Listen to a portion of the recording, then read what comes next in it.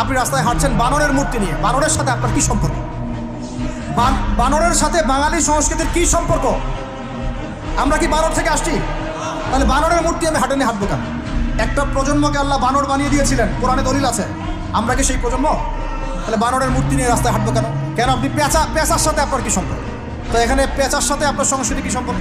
পেঁচা অমঙ্গলের লক্ষণ। তো এগুলো কি শুরু করেছি আমরা? দেখবেন আমাদের মুসলমানদের সংস্কৃতির মধ্যে এখন সব বিজাতীয় সংস্কৃতি ঢুকে গেছে।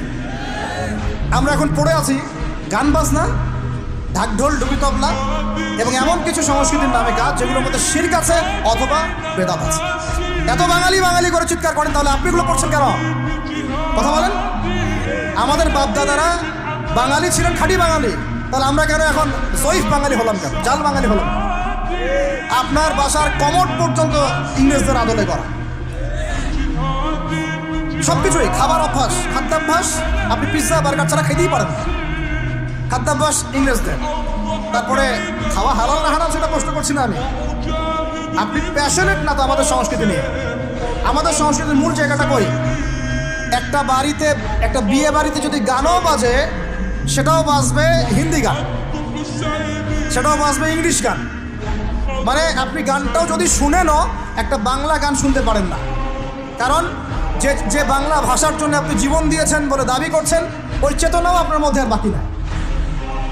ভাষার দিবস যখন আসে আমরা তখন একটা শোডাউন করার চেষ্টা করি, শহীদ মিনারে ফুল দেওয়ার চেষ্টা করি, আর সারা বছর আমার বাসায় চলে হিন্দি গান, ইংরেজি গান ইত্যাদি ইত্যাদি, হিন্দি সিনেমা, ইংরেজি সিনেমা। তো সংস্কৃতির কোন জায়গায় বাঙালিত্ব ধরে রাখতে পারলাম? পোশাক আশাক পরছি, কোন পোশাকটা বাঙালির সাথে মেলে? জুব্বা, দাড়ি টুপি, নাকি জিন্সের প্যান্ট আর গেঞ্জি? বলেন। শেরে বাংলা একে ফজলুল হকের দিকে তাকান, মৌলানা ভাসানের দিকে তাকান, বঙ্গবন্ধু শেখ মুজিবুর রহমানের দিকে তাকান, তাদের পোশাকগুলোকে দেখেন, কি পোশাক ছিল? Shirt pant, shirt pant. তাহলে আপনি পড়ছেন কেন? এত বাঙালি বাঙালি করে চিৎকার করেন, তাহলে আপনি এগুলো পড়ছেন কেন?